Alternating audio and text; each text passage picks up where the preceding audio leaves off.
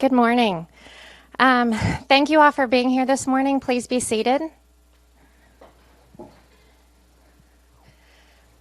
We are so fortunate to be here this morning for Leslie's senior thesis. My name is Rachel Harvey. She was my senior assistant this year.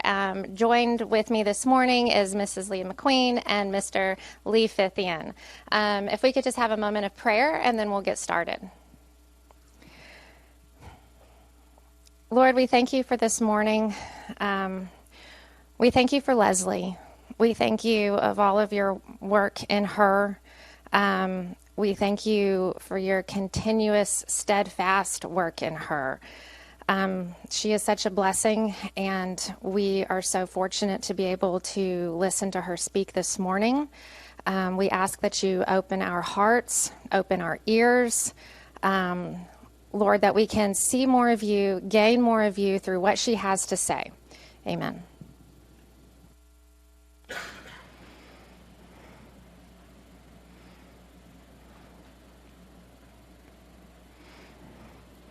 Gun control, abortion, police brutality, vaccines, trans athletes, cancel culture, book banning, death penalty, inflation, minimum wage, climate change, immigration.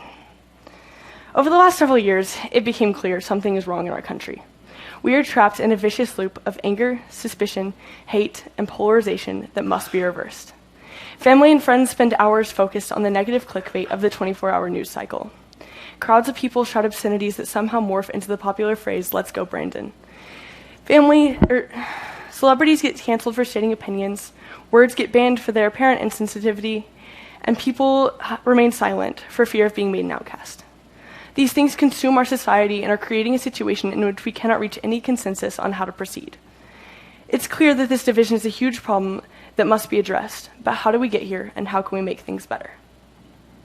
When America first began, many of the founding fathers shared a major concern: political parties.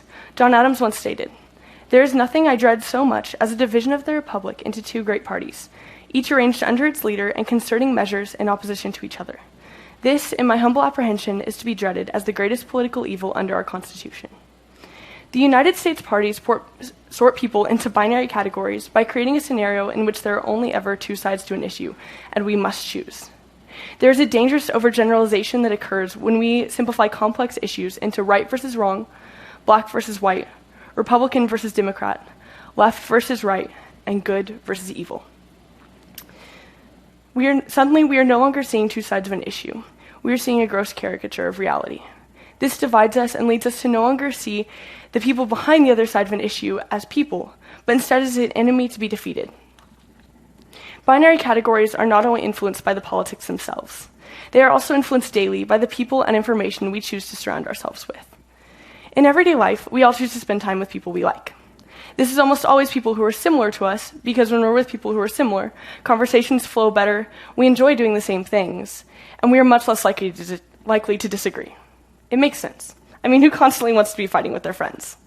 The problem is, when we're only with like-minded people, there's little room for disagreement.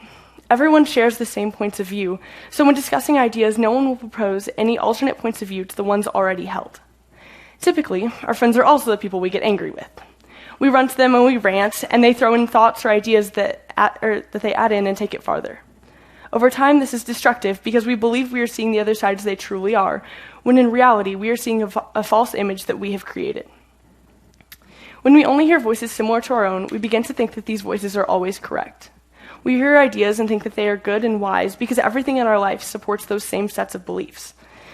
Suddenly, these beliefs are such a large part of our life that any alternate belief is seen as a slight on your character. This only adds to the binary categories we talked about earlier, because we continue to believe that those other people are horrible human beings who want to watch the world burn. The media we are consuming on a regular basis certainly isn't helping anything. Social media companies use algorithms that are designed to keep you scrolling by giving you more of whatever it is that keeps you entertained.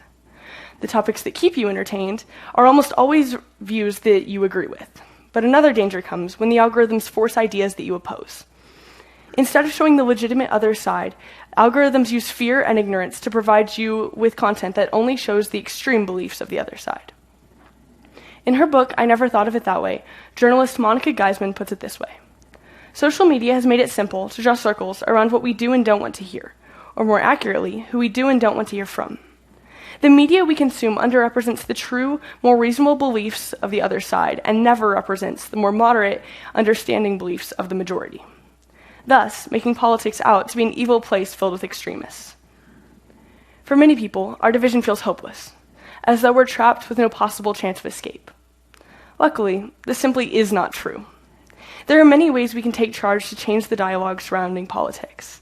First, we need to eliminate the binary. We need to recognize that the people behind the other sides of issues are not inherently evil. Something my mom has always told me is to assume positive intent. We need to humanize the other side by remembering that they are people, voting for what they believe is best. Sharon McMahon is a Jefferson Award winner and government teacher focused on bridging gaps through social media and podcasts. One of my first interactions with her work was several years ago when she posted a poll on Instagram where she asked people all across the political spectrum to explain their thoughts on abortion. First, I expected that her account would immediately erupt in angry responses about how people hate women or are murderers. Instead, I watched as people became curious.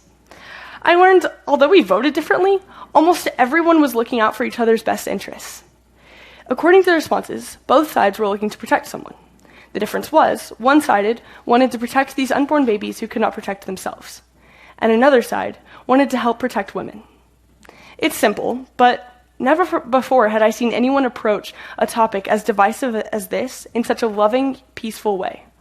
Suddenly, there was common ground on one of the most divisive issues in the country. The next question she asked was perhaps more important than the first.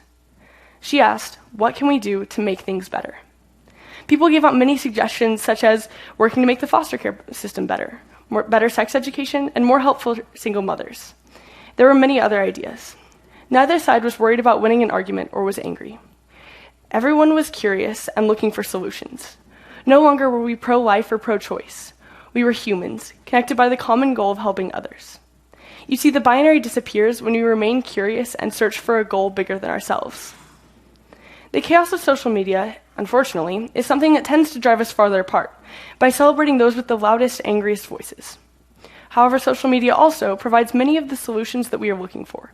We just need to keep searching. There are so many different voices, perspectives, and beliefs out there that social media has given us access to. The key is being active. When scrolling, we need to find and elevate the peacemakers. The people who are asking questions, staying curious, and working to find the truth are the ones who will help us escape these political bubbles. This is easier said than done, though. The angry, politically divided extremes tend to be the loudest because that is what is most interesting. In order for us to bridge the gaps dividing us in media today, we need to learn to recognize the conflict entrepreneurs. These are people who exploit high conflict for their own ends. Recognizing conflict entrepreneurs in everyday life is valuable because it will allow us to limit the anger, stress, and incorrect beliefs or assumptions we have in our own lives. In her book, High Conflict, journalist and author Amanda Ripley explains several things we can do to explain whether someone is using or creating conflict. Do people use sweeping, grandiose, or violent language to describe this conflict? Are rumors, myths, or conspiracy theories present? Do other people withdraw from the conflict, leading to the appearance of just two binary extremes? These are questions we should constantly be asking to determine whether what we are focusing on is beneficial or whether it is using conflict to drive us all farther apart. The news and social media can often be seen using language promoting anger and suspicion of others so that we can spend time on their posts, articles, and videos. Being unable to recognize conflict entrepreneurs in everyday life is detrimental because we no longer trust people different than ourselves.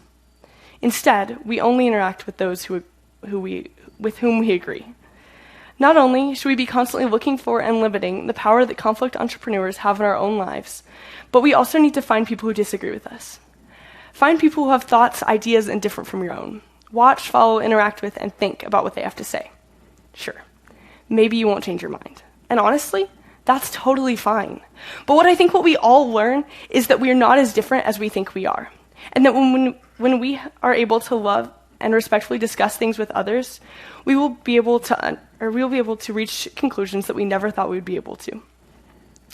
It is through these positive interactions that we will be able to hear all the sides of an issue so that we can work together. As we get trapped in our own social bubbles, separate from any alternate viewpoints, we lose sight of what it is that others actually believe in. We think we understand others and their beliefs, but in reality, we only know what our side thinks about the other. We stick close to the people who we enjoy and trust, but this can cause problems with how we view politics. The simplest way to escape this is to get comfortable with asking questions. While on the American history trip last summer, I visited the National Archives. While looking at the Constitution and Declaration of Independence, a security guard approached my friends and me and asked if we had any questions.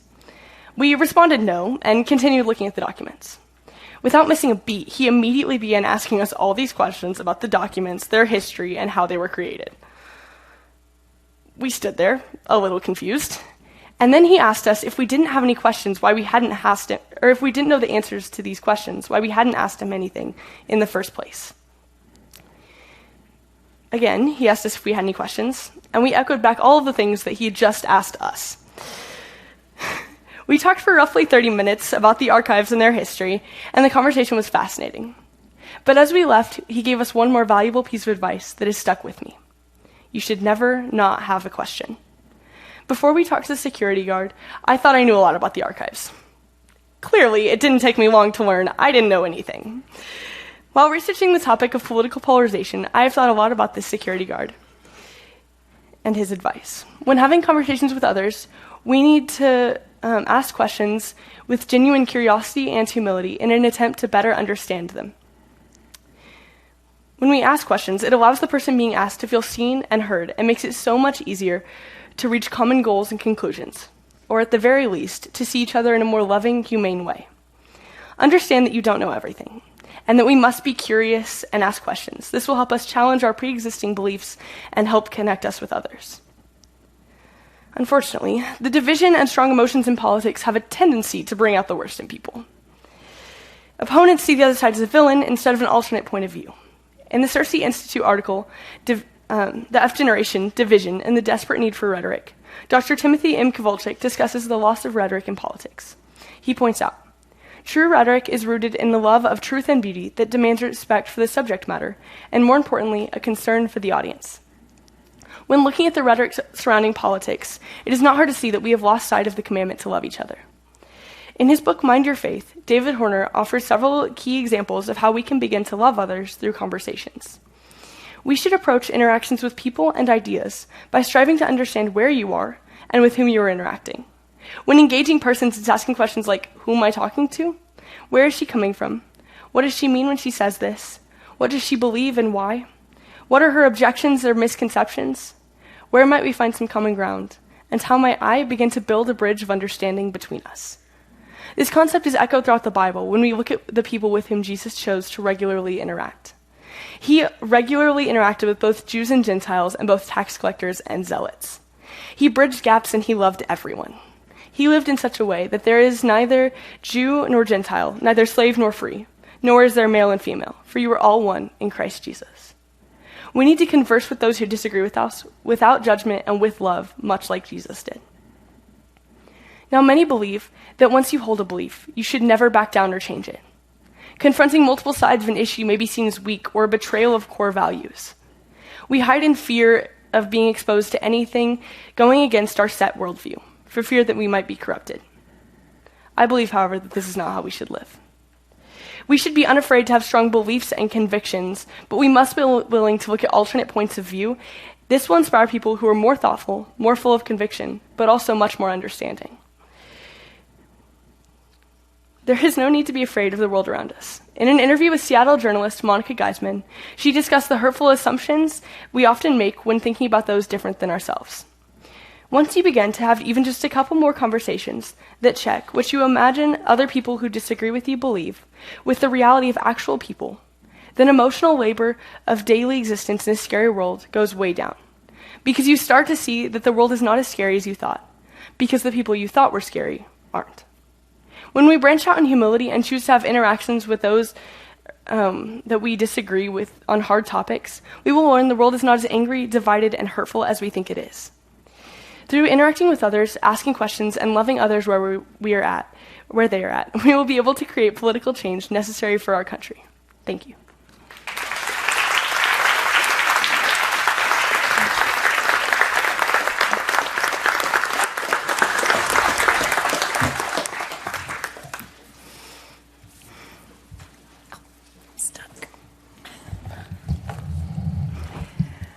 right. How do you feel?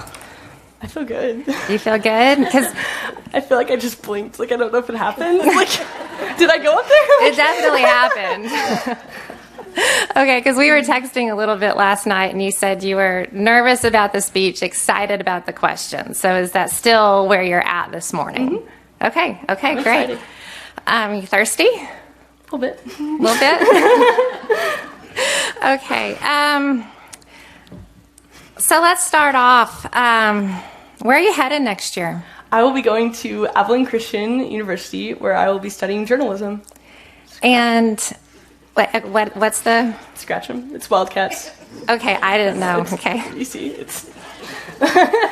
Okay, and how did you decide on that? Because when we first met, well, not first met, but back in August, September, I was asking you, where are you thinking of? Where are you applying? And you gave me a list. You know, this was just about one of my last options. I went and toured and talked to my family and was like, absolutely not. I'm not going there. Like, no, it's too close to home. I don't like it. Like, it's all the things. And then through it all, God was just kind of like, okay, but like, maybe you should go there. There's just been lots of like silly, like, doors opening and closing and like seeing lots of really cool opportunities that have been crazy but fun. So yeah, it's been a wild ride. I did not think I would be going to Abilene Christian. Okay. And why journalism? I love learning new things and telling stories, specifically like true stories. And I also love writing, and so we kind of just landed at journalism. Also, obviously, I think politics is kind of fun. Okay. Because that's kind of my next question. So I had you in pre-cal a couple of years ago, and aside from like math and swimming, I didn't really know much about you. I knew you were hardworking, very diligent in getting everything done. I specifically remember a conversation that we had. You were confused about something, and I guess maybe I didn't explain it well, and I just said, at the least, just say, back up and start over.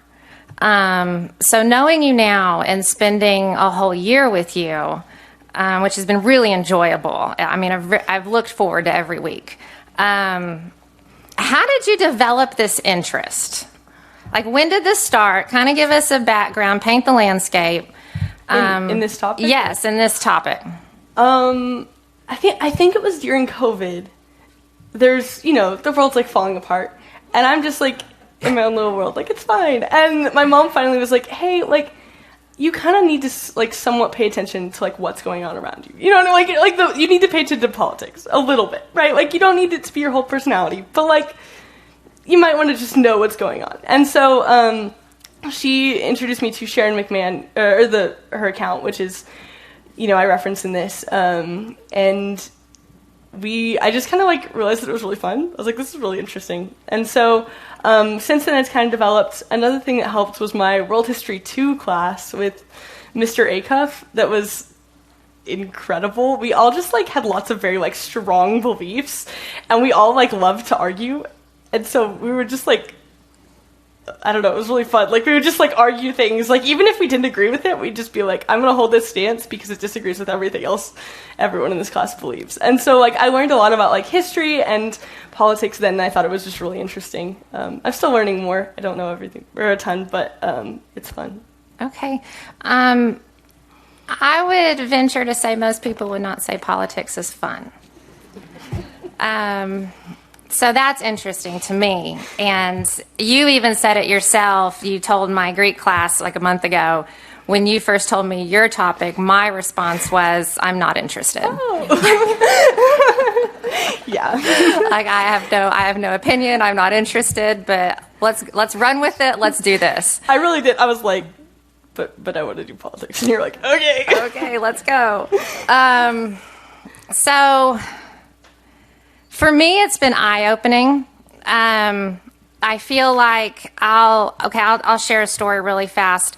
The first time that I experienced political anger, my first semester in college, there was a speaker coming to campus, somebody that I'd seen on the news a time or two, and it was at the LBJ Museum. And so I went. Didn't know anybody. I'd maybe been in school 3 weeks. So I also had no friends. Like, I knew no one. And I didn't know what I was expecting, but what I walked into was an auditorium of anger. And coming from a small town, I mean, I was floored. I was floored. And so that was 2005. Of course, I'd, kept up with news. I've seen every presidential debate, like all the way back on all of them that were televised. I've seen them all. But I hadn't experienced this. And actually, I'd forgotten about it until just now when you were speaking. And because I started to think, where did this come from? Like, where did all of this angst come from? How has it developed? Has it stemmed from young people? And has there ever been a time where it wasn't there? I don't really think there's ever been a time where it wasn't there. I mean, maybe like Garden of Eden, but like, I mean, like by its very nature, politics is divisive, right? It's us competing like ideas and like beliefs, right? And so there, I mean, that's there. But I talk about it in this, like a lot of it comes from just the fact that we are like humans by nature want to be part of a group, right? And so when we have these like group identities, anything that attacks those identities is painful. And a perfect example of this is sports, right? Like every time our team loses, it hurts, right? Like we don't want that. And so it's the same thing with in politics is whenever like our side gets hurt, it hurts us. And it even like when you look at like I don't know science, but like brain scans or whatever, it even shows up the same as like physical pain. And so it's still like it's I think that, like, again, like I said, by its very nature, politics is divisive, but, like, it's going, okay, what can we do to make things better? What can we do to come together? And I also don't think I mean, I think it's gotten, okay, I think it's gotten worse lately because of things like modern media, so, like, modern news companies, and then also social media, like I talk about in here. Okay. One phrase stuck out to me, and it was in your quote from Monica Guzman. And I'll just reread the quote. Once you begin to have even just a couple more conversations that check what you imagine other people who disagree with you believe with the reality of actual people, then emotional labor of daily existence in a scary world goes way down because you start to see that the world is not as scary as you thought. Because the people you thought were so scary aren't. So the phrase emotional labor of daily existence, what does that mean? So we're talking about the exhaustion that a lot of people feel when looking at politics, right? Like a lot of people are like, it's just so emotionally draining, right? That's something that I hear a lot, and I think that that's totally fair. But when she's talking about the emotional labor of daily existence, like, just like the, I mean, a lot of us are already tired just from, like, our everyday lives. Like, we don't want to go and turn on the news and, then start hearing a bunch of, like, old men yelling at each other. Like, and so I think that that's kind of what she's talking about is just, like, fair. Like, just general, like, life exhaustion. Okay, because I didn't know if that was in the realm of just relating with people, hearing different opinions, hearing dissenting opinions, just dealing with people. I think it's all those things. Okay, because I'm just a path of least resistance kind of person. And so even when I had that experience on campus and the screaming and the obscenities and they had to escort the speaker away, I mean, it was a complete turnoff. I thought, okay, I'm done. Not interested from here on out. And so I don't know, it was just it was 4 heavy words strung together. So I was wondering, okay, I'm going to pass it.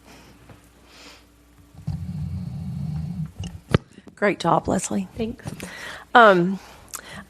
As you and Miss Harvey were talking, I was thinking about, like, I think for a lot of, I've taught American history. I sometimes keep up with the news.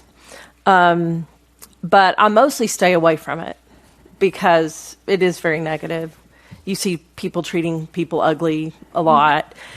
But I feel like there's probably this balance somewhere. I mean, to be a responsible citizen, should I be involved? I think a little bit. I think that like the level to which you are involved depends on the person. So I'm someone that like I think it takes a lot for me to get like emotionally invested in it. I guess like I just don't get it. Obviously, you're seeing like it's very hard for me to get angry and watching the news. I'm just like, this is so entertaining. But I think that if you're someone that naturally like gets emotional very quickly, gets angry very quickly, I think that there's you should maybe limit it a little bit. I don't think anyone should be completely disconnected. And by completely disconnected, I mean like never looking at it. Like I think there are a lot of people that only ever look at it on election year or when elections are coming up. And I think that is perfect. I think that's totally fine. I think it really just depends on the person. And I think there's healthy ways of doing it. There's a lot of people who spend all day staring at, Fox News, CNN, CBS, like whatever it is, and that's just all they watch all day. And first of all, there's not enough news to fill a 24-hour news cycle. So you end up just watching like the emotional, angry reactions over and over again, and I don't think that's healthy. But I think that reading your news occasionally, or finding people who are telling or who are looking for truth and sharing the news that way and sharing it in a loving, kind way.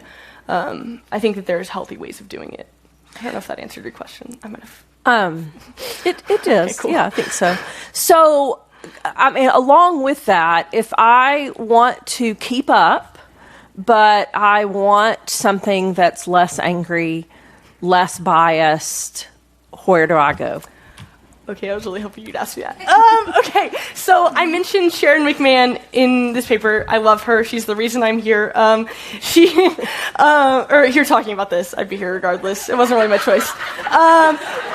But Sharon McMahon, who is on Instagram, and it's Sharon Says So, and then she has a podcast called the Sharon Says So podcast. She's really great. She's not always doing like current events and news. And then two other sources that I really, really love is there's a girl named Jenna Lee at Smart Her News, who's really good on being like non-biased and seeing both sides. And she's also really good on educating like how to read news. So she'll talk a lot about like, I don't know, she'll be like, okay, I saw this headline today that was super biased, so let's just talk about this a little bit and kind of see how you can read this and find the truth through the bias and through the anger and through the emotions. And then the third one, and she does like news like headlines. She has this podcast that she releases every Monday. It's just like 45 minutes ish, give or take, depending on the week, where she kind of just goes over what the news headlines of the last week and what the next week probably will be. And I think I for sure listen to that podcast every week, just because if nothing else, like I think that I think that it's good to get a little bit in and still know what's going on. And she's a super like calm, not paranoid person, and so I really like that. And then the third person is also on Instagram, and he also has a podcast, and that's Moshe Wanunu from Mo News, and he also does headline roundups and is a little biased, but still explains things very well and tries to hit both sides. Okay, so for those of us sitting in this room who are maybe a little older than you, and maybe we don't even know what Instagram is. I mean, let's say I want something more traditional.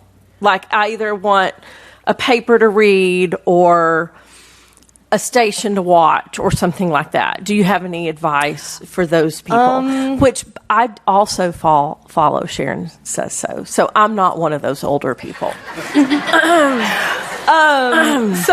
I guess if you want to, it's fine, but I really don't like watching news. I think that like I said earlier, there is the 24-hour news cycle. Like there is not enough news to fill the 24-hour news cycle.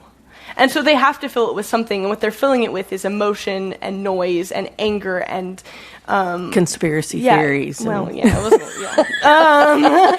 and just like noise. And so if you're gonna watch it, that's great. I think just watch a little bit.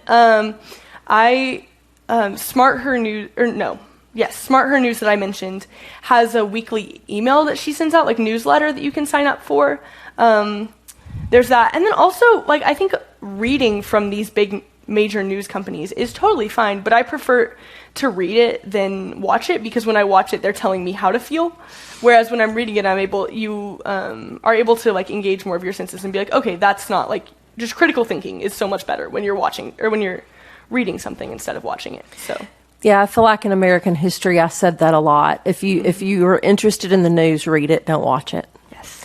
Because it does take at least some of the bias and emotion out, and you can fill that in with your own imagination and beliefs and whatever you think. I feel like I'm hogging time, but I've got one more little, well, it's not really a little question. Will you tell us in the book High Conflict about the little cultural exchange that took place? Okay. I meant to look over this last night and I didn't. But here's what happened. Just the gist of it. So there's these two groups one's from a big city and is more liberal, and then another group from a small town that is more conservative, and they decide that they basically want to just like exchange ideas and thoughts together. And so they each take turns, one group going to live with the other group for a week, and then vice versa, so that they each get to spend time in each other's like homes, and they just like discuss things. They share life stories, they talk about politics, they talk about ideas, and I don't think it talked a ton about anyone changing their ideas, but it's like I said earlier, it's a lot of just like understanding and mutual respect of like, you know what, we both want to learn more, and we both want to learn how to compromise. So how can we do that? One of the things that was interesting that they ended up learning that a lot of the reasons why people voted for what they did weren't for these huge policy things. It was like, there was some like water bill that one group was really focused on, that the other group was like, I've never heard of that before. But it was, and don't know why it matters. Yeah. And so, I thought it was super interesting. So, you were telling me a little bit about the lady you interviewed. Yes. Who does she work for, and what are some of the things they do to try to decrease the polarization? So she works for a company called Braver Angels, which is a nonprofit organization focused on bridging gaps in politics. So what they do is they have regular like classes and like seminar things where they will they'll pick a topic. So like I know recently there was one on gun control that they did in Dallas that was on where they literally were like, okay, we're going to be at this event location, and we just want y'all to come, and we're gonna have a debate, and we're gonna be kind and respectful, and we're just gonna talk about things. And they do those regularly. And so Monica Geisman, the girl that I interviewed, does a lot of like public speaking and just like outreach for that program. And that's something like that's available to everyone. You can go on their website. We could all get involved. Yes, you can go on their website and find their meetups. Okay. And stuff. It's cool. I want to go to one sometime. They look fun. Yeah, I think it sounds fun too. Even though I'm not that politically involved. We should go together. It'd be great.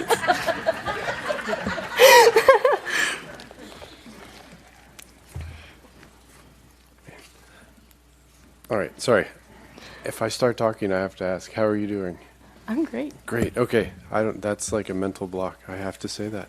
I think that's really sweet that is a mental block for you. You're like, oh no, I need to check on how they're doing. That's awesome. Thank you. Okay.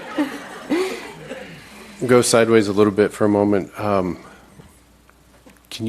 What's been your favorite moment in nature? Like just a place you've been, an experience you've had?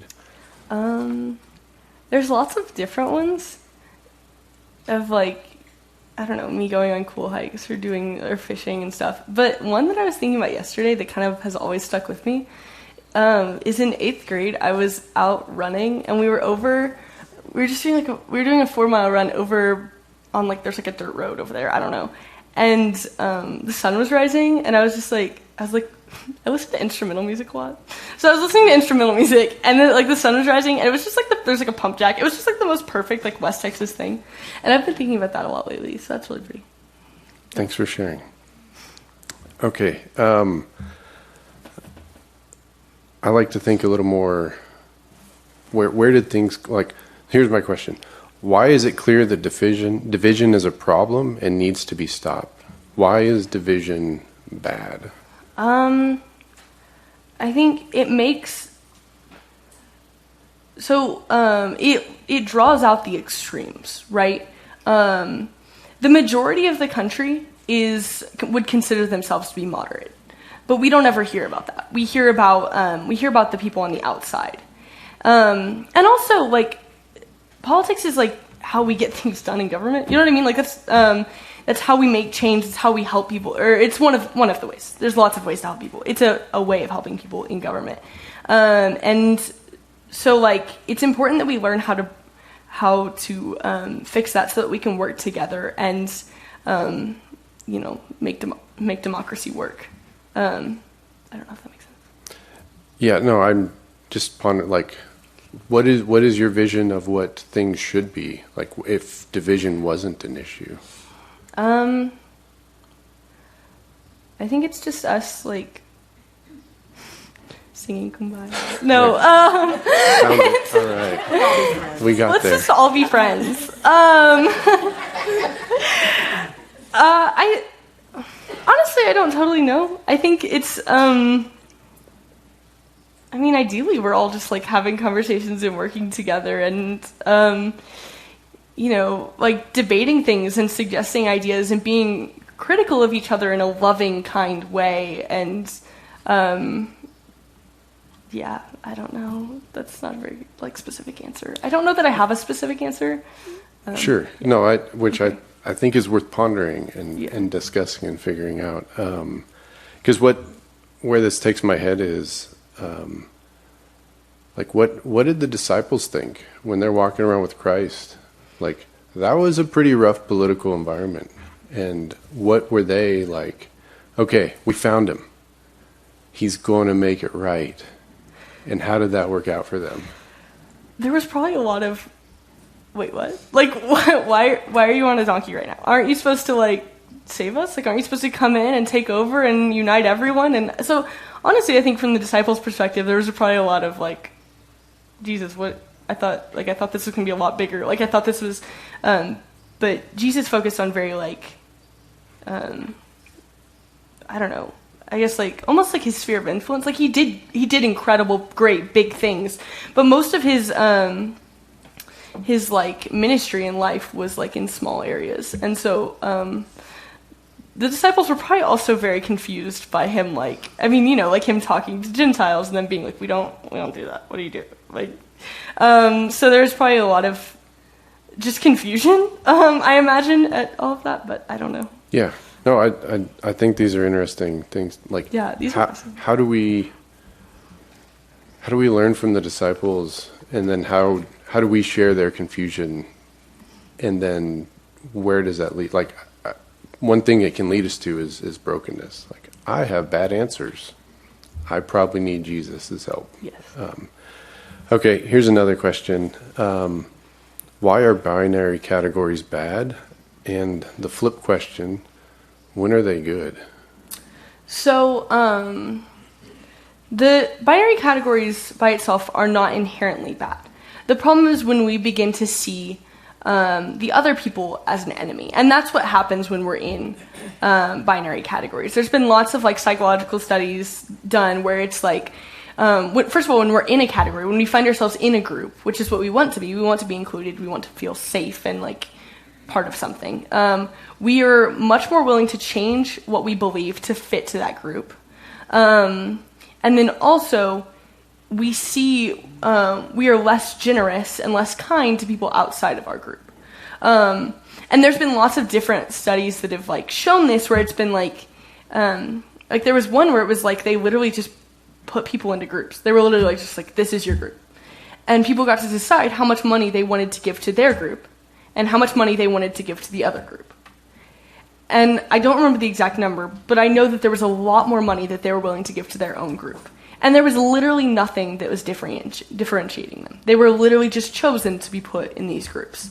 It was random. It was weird. They just said, you're in this group, you're in this group. And they still naturally chose to like love their own group more.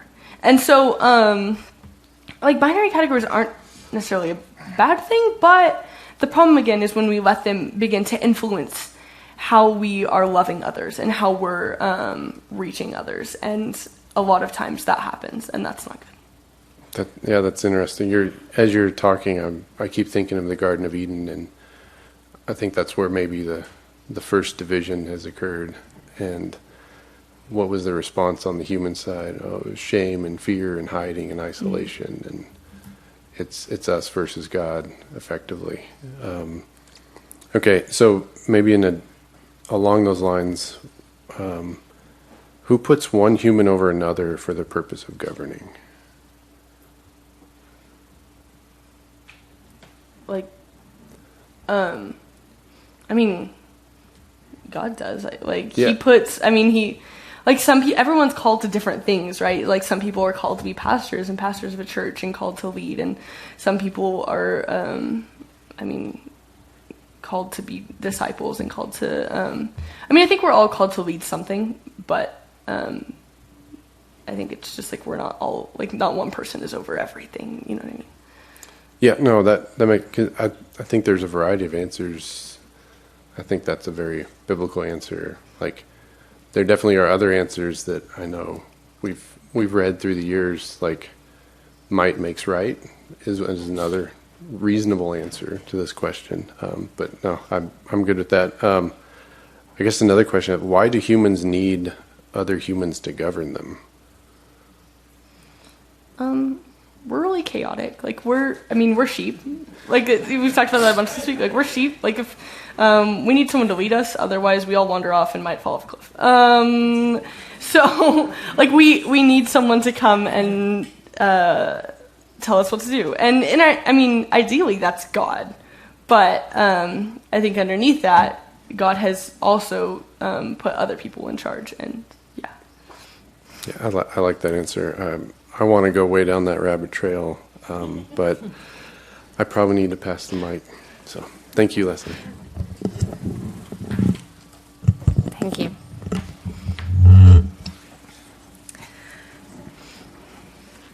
I want to stay a little bit on that train of thought, and we've talked about this.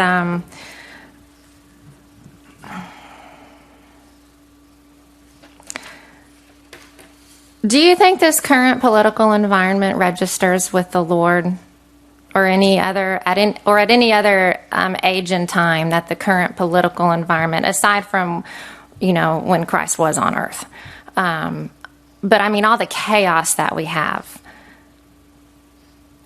And I guess that specifically I'm speaking with relating to the United States, because I consider the Lord with looking at a world view. And so much of what we discuss is particular to the United States. What do you mean by registers? I guess when I say register, I mean how concerned is he? I don't know. I think he uses whoever's in charge. I don't think it matters. Ultimately, I don't think it matters who we vote for or who we put in charge. Like it does, but also, like, God's going to use them. God's going to use us. And so I think it's important, but it's not. I think in the big picture of things, God's still in control, and so He's like, okay. Like, I think back to like when the Jews wanted a king, and like he was like, okay, like you can have one, because they wanted to be like the other nations, and he gave them one, and he did that, but ultimately like he's still in charge, and it didn't go great because Saul, but like ultimately like he's still over all of that, and he's still in charge. So I think that like there's I don't know, yeah. Did that answer your question? Yes, kind of. Okay. I know I've mentioned before, I think the United States has a very geographically interesting location when it when we're thinking about the Lord's return, how we're running the race, how we're hastening his return, and the things that we may or may not be doing to that end. And we're just very unusually placed on the globe. And I don't know, the Lord is on the throne and he's moving these chess pieces, and we are charged to concern ourselves with the things which are above, not the things of the world. And so I guess another question could be, as a young person, maybe high school, college, 20s, how do we stay interested? How do we maybe not necessarily be involved, but how do we stay interested but also keep a proper viewpoint and the proper perspective with what's going on in a world view? So I think it's recognizing like the different importance of things. Like, this is important, but also like ultimately, like if I don't have a relationship with God, if I'm not focused on that, none of the other stuff matters. This is all extra. You know what I mean? Like, and so I think it's recognizing that. Yeah, I don't know that I totally understood your question. Does that answer it? I'm sorry. Kind of. Maybe I just didn't phrase it the right way. And maybe I'll just change directions. How about if we need to relate well with others, and there's a Churchill quote that says, "Fear is a reaction and courage is a decision." If we need to relate well with others, how can, again, a young person, how do they build up that courage to say, I disagree? How can they even moderate themselves to calmly say, I disagree? Like, where does that come from internally? How is that built up in someone? And is there a shortcoming of that? Like, are we short on that as an overall youth? So I think part of it comes from just knowing who you are. You know what I mean? Like, if I know who I am and what I believe, then when I see, and specifically who I am in Christ, then when I see things that I disagree with, like, I know that I can stand up and say no. You know what I mean? Like, or maybe not say no, but say like, hey, I don't agree with that. Let's discuss that. So there's that. And then also I think right now in society, there's a very, like, it's always happened, but there's like a lot of like mob mentality with politics, where you see people just like just get swept up in this emotion and anger. And I think that a lot of people my age feel like they are maybe leading that or going against it, when in reality we're kind of just like letting it take us with it. You know what I mean? Like, and so I think right now that's something that I think people, specifically my age, are struggling a lot with, is like, okay, like, how do I say no to the status, like, to what's going on, to the status quo? How do I like kind of take a step back and go, hey, wait, this isn't right. Can we talk about this a little bit more? Yeah. Okay. All right. Thank you. I'm going to pass it because I know we're getting short. I want to go back to a couple of things that were already mentioned. So, do you think that Christians and the church in general are caught up in some of the angry, hateful rhetoric of politics today? I think sometimes. I think a lot of times, I don't know if it's, I'm trying to think.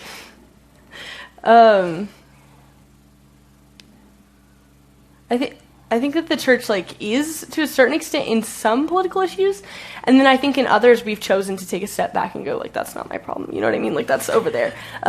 Is that okay? I think it depends. I think a lot of issues we've done that on, it isn't. An example of that would be like abortion or like stuff like that. Like, I think a lot of times the church takes a step back and goes, no, that's a political problem.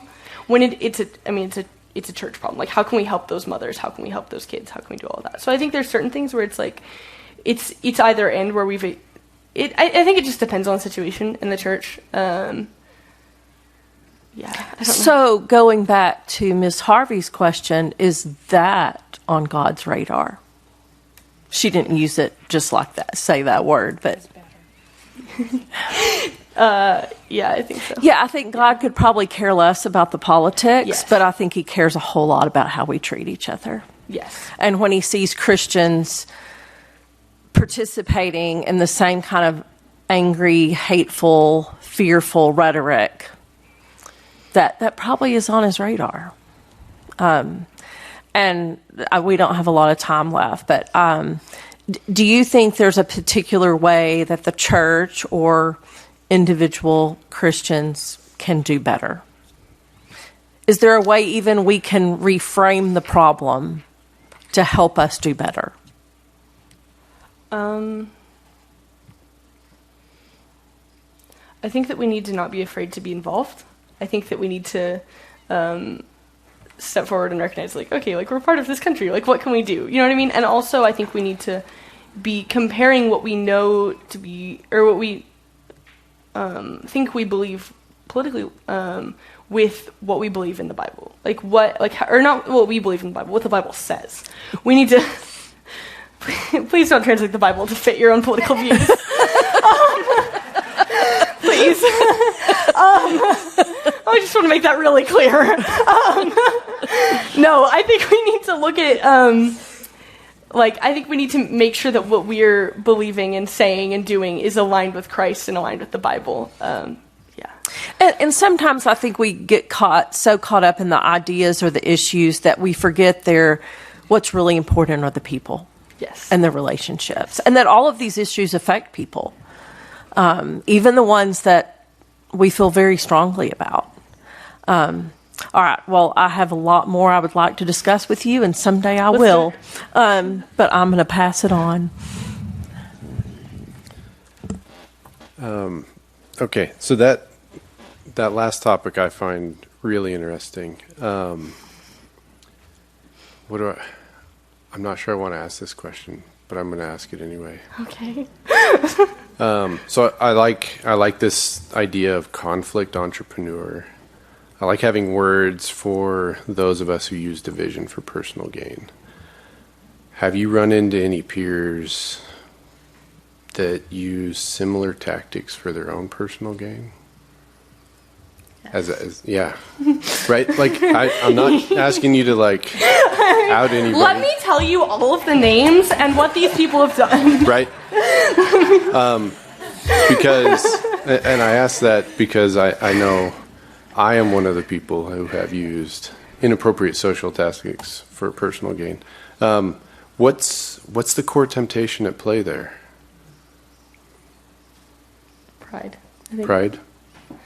I think, well, it's so basic, but it's true. I mean, I think it's wanting to put ourselves first and saying, like, I don't, it's saying, like, I don't care about the consequences of this. I don't care about what's around me. I'm going to put myself above all of this.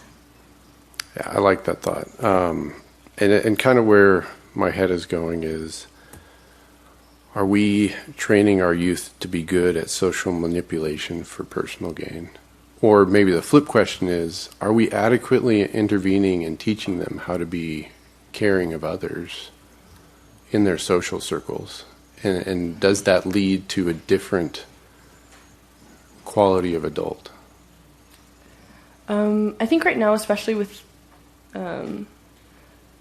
like social media, we're not doing that well. We're saying, like, okay, like, you should be safe, you should feel safe, you should only be around people who agree with you and think what you believe, and any sort of conflict is dangerous.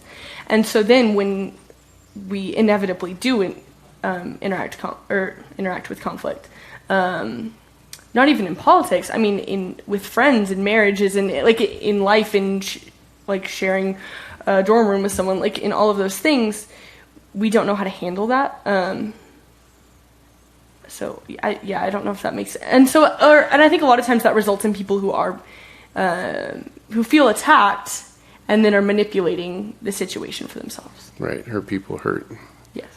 Okay. I want to read this because I think it's relevant. James 4:1. Where do wars and fights come from among you? Do they not come from your desires for pleasure that war in your members? And so that's how he introduces this part of the book. And then the next thought he presents is, but he, being God, gives more grace. Therefore he says, God resists the proud, but gives grace to the humble. Therefore submit to God. Resist the devil, and he will flee from you. Which I think lines up with a lot of what you just said. So, What was that? that was James chapter 4. Okay, I think we've reached the end of our time. I want to read this. In you, I see an empathetic person. I see a listener and an engager. You are not forceful but solid. You embody many of the things that you call for in your thesis. So I greatly appreciate that in you. Thank So you. it is now your turn to ask us questions. Okay, this is not the question I was originally going to ask. I panicked last night and we changed it. It's going to be great. So I read the book I Never Thought of It That Way by Monica Geisman, and the entire book is based on these moments that we have with people when we're experiencing new ideas or beliefs or perspectives, and we just go, oh, I never thought of it that way. So I'm curious, what is a conversation that you've had with someone that made you have a I never thought of it that way moment? It didn't necessarily have to make you like change your beliefs, but just made you go like, oh, that's interesting. It just made you like more empathetic or something like that. Is this the same for all of us? Yeah, same for everyone. Sorry. I already know my answer. I'm not going to get real specific, but I grew up in a very conservative church, and there was another very conservative church across town they were all going to hell. And it was mostly because of this one of the reasons was because of this very specific theological debate. So I grew up hearing that, theology A was terrible and you shouldn't believe that. I remember that from my childhood. Fast forward through, like, in high school, I ended up meeting a girl in band that became my best friend through high school. She wasn't really churched. She started coming to church with me. We both went to A&M, but she went to a different church than where I went to.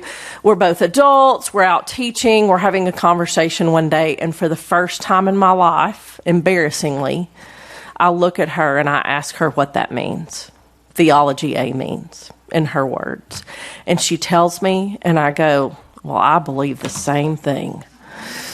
And I just remember it like, it opened, first of all, it was embarrassing that I'd waited all those years to ask anyone that question when all along it was what I believed. But yet people had been telling me that I was divided from these people because of that. And it also taught me a valuable lesson to just ask the question.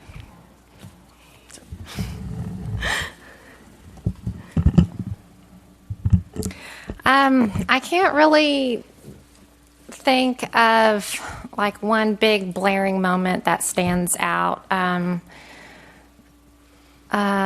feel like my life is pretty small circled, very small social bubble. But I would say almost every conversation with my husband. That's awesome. He is... he just comes at things from a different point of view sometimes, and it's refreshing. And somewhere this morning we talked about the need for criticism, and I love that idea, mainly because I'm hypercritical.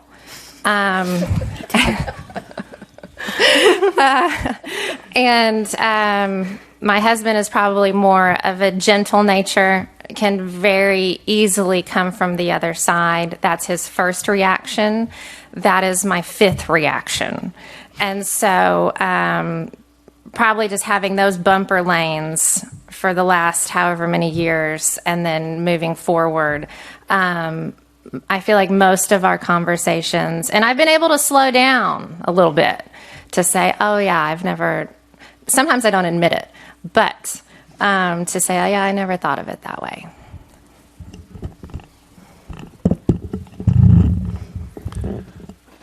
I'm struggling to answer this question, and on its face, that sounds terrible.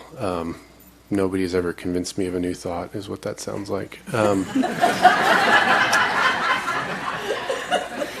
We've got a week. We better start. No, there's start talking. Yes.